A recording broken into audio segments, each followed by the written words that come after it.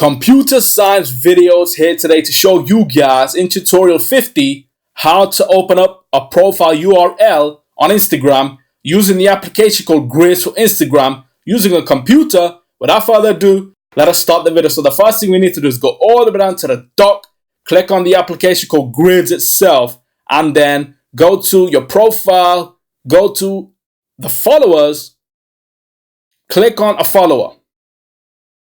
And then we should go to the right hand top corner of the application itself and then click the three dots where it says open profile URL. Click on this, and now the application itself will take us to the web page of the user.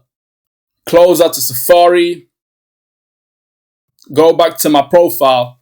That's it for this video. I'll see you guys in my next tutorial. Thanks for now.